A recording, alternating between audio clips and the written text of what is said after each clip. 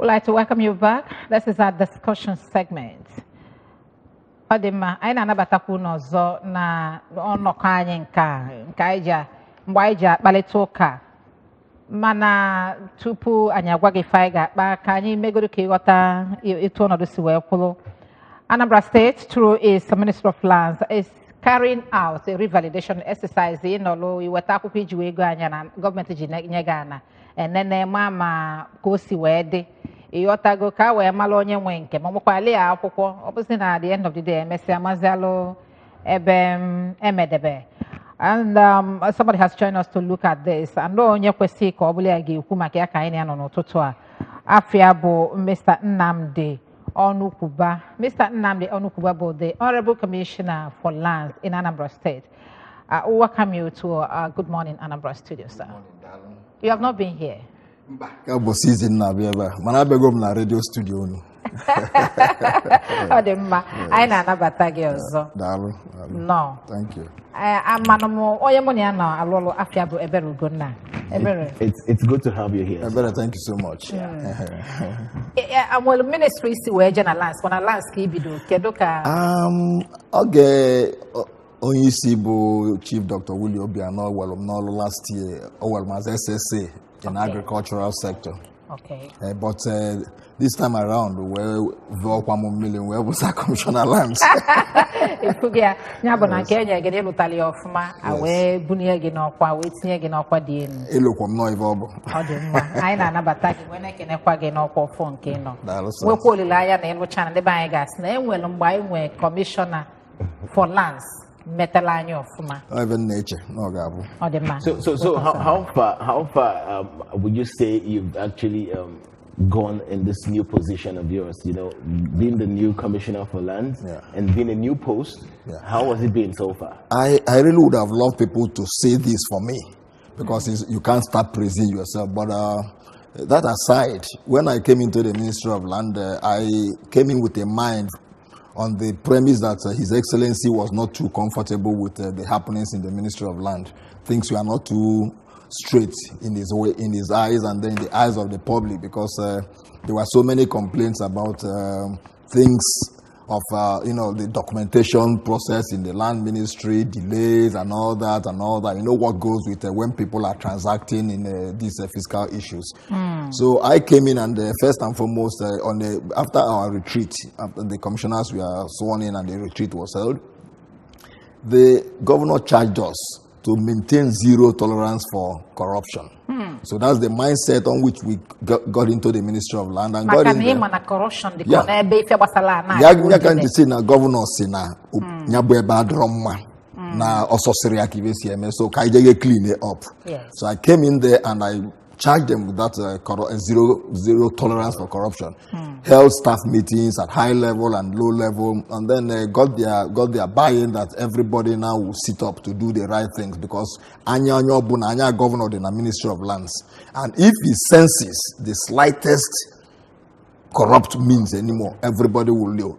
Because just before then, the fiscal plan and I were all dropped because of all these issues of malpractices in building approvals and all that. So he dropped a lot of them.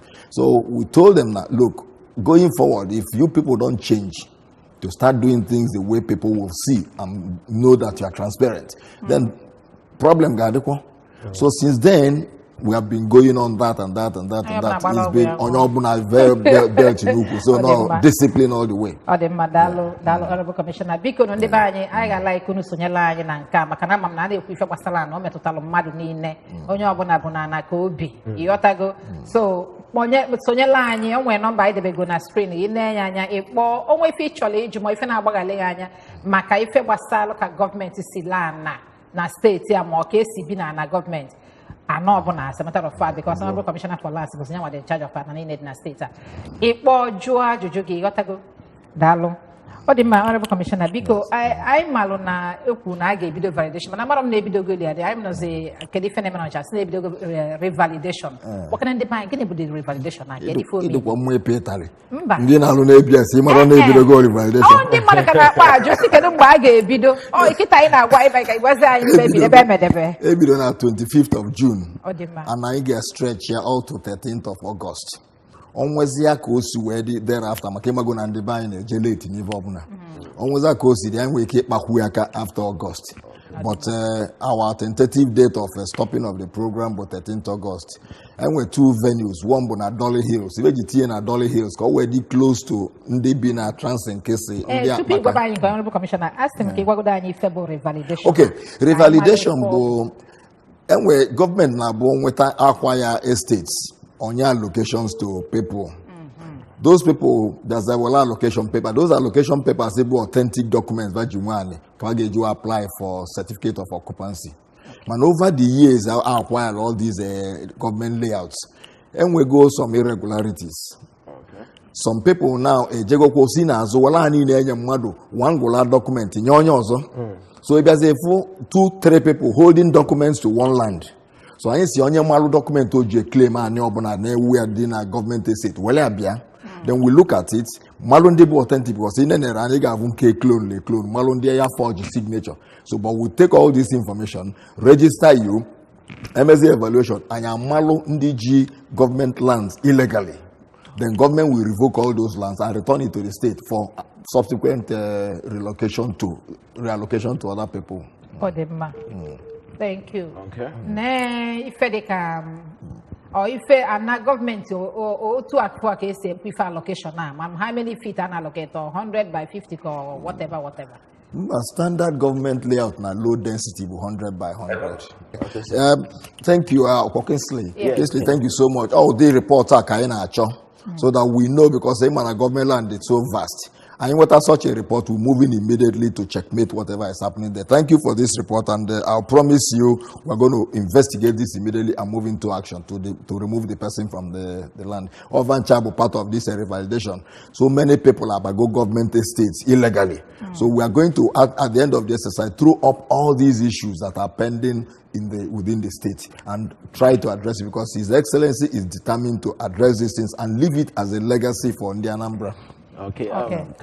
What documents is so necessary? Or, necessary document madu needly for recertification of land. Yeah, you must go first and foremost. Government they have to be a document signed for you that this is your allocation paper. Okay. If you will that allocation paper, well, you have 2 passport photographs. On where form you get feel. On where opening will CFO on that land, you will that CFO. You will an identification. I get you man on but the name match with the name on the allocation paper. So these are the documents that are being present here. Aware that you are a genuine owner. And then again, you attestation you make that you accept this allocation signature in the if you sign I will cross match with the signature on the allocation paper. But can't afford the signature on the other. Okay, mana Chopotam Melo recently. You are going to most of these lands then were C of O. Jobandem Mado. Kedi February Walana over the years in what C of O. A was there problem and where in with the certificate of occupancy from the government, the bureaucracy, the bottlenecks and all the rest of things. You are okay, film with you. Okay, my opening statement about governor next line and we actually a lot of a long process of issuance of CFO and I try as much as possible to shorten it that once you apply within the 1 month period 3 weeks to 1 month you get what your CFO bo an authentic document on your bona when and it is supposed you when not within 3 months. No, 3 weeks. 3 weeks to a month. That's what we are trying to ensure that within 3 weeks to 1 month. But if we're gonna our own process, it's a whole big burden on the state governor. Makonya got signed all these documents. So 5 months you can give that to the pressure of work, but he's fast tracking all these things to sign.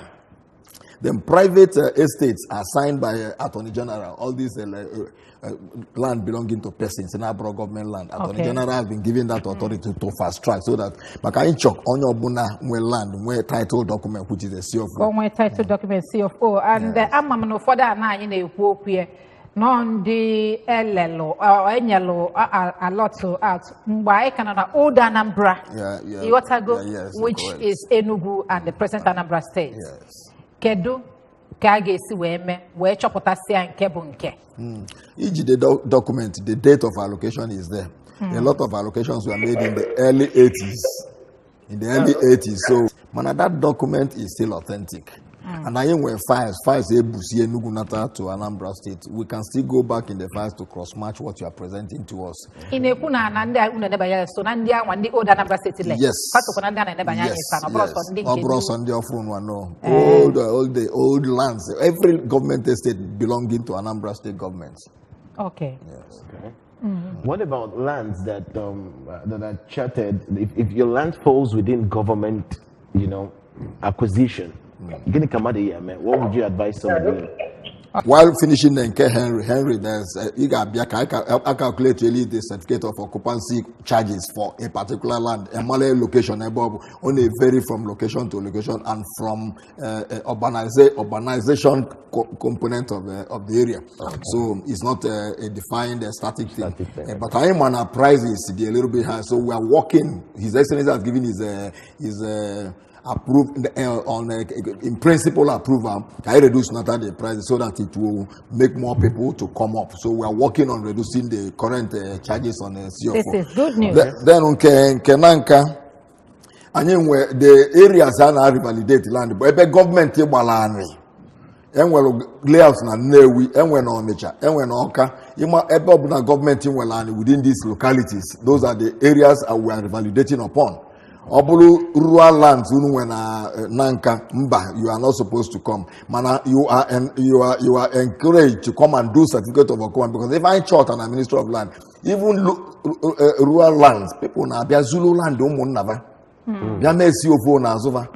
by the time in I claim a particular portion of land, it can illegal. I see them go see for registered in our system. So we encourage everybody to come and do a title. And then where would the problem I can solve here? Well, you cannot solve it at that level because this is a rural land. And then the only thing is the courts. The determined case between the two of them.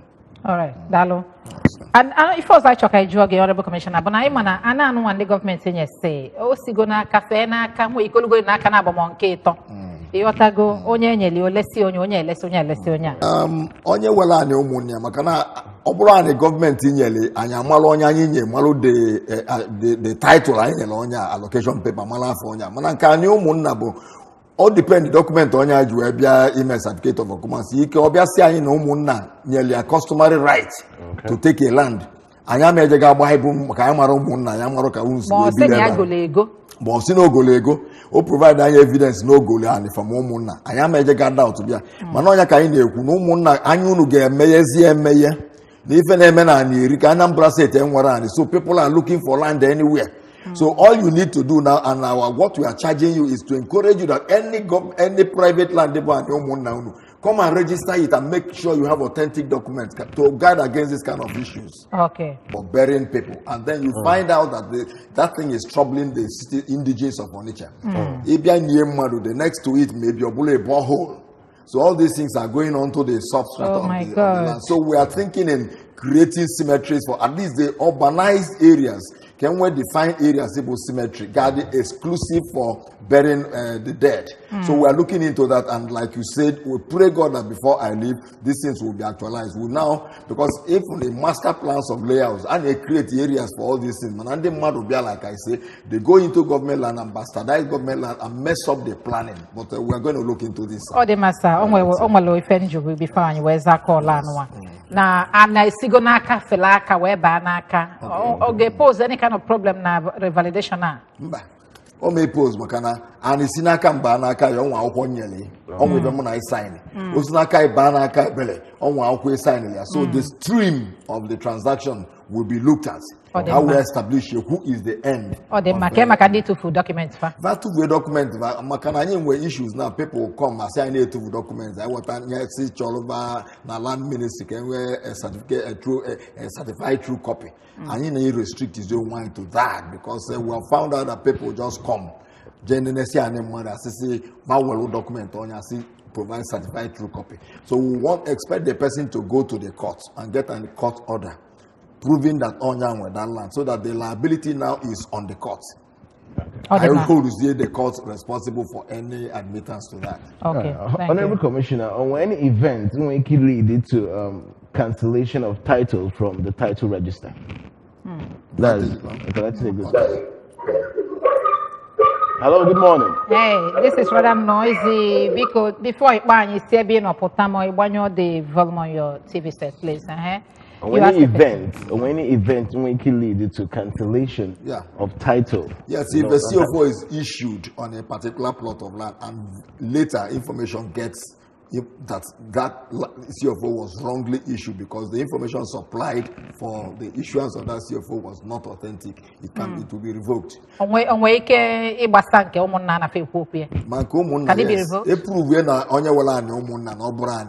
Revoke with that CFO. Yes, it's thank you very much.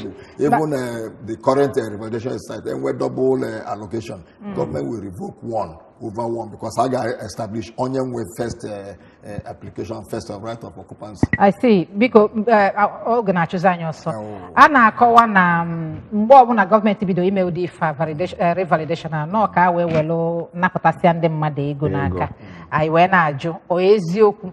Ọ bụ eziokwu kedu mgbe eji eme revalidation a time frame ka anọkata eme ya and then ego dia eji ego eme the last revalidation I made was for Transing Kesi and then Apaka Manake Mero for the whole of Anambra. If I name now for the when was that Anambra, when was that 2014 2010 and then 2014 okay.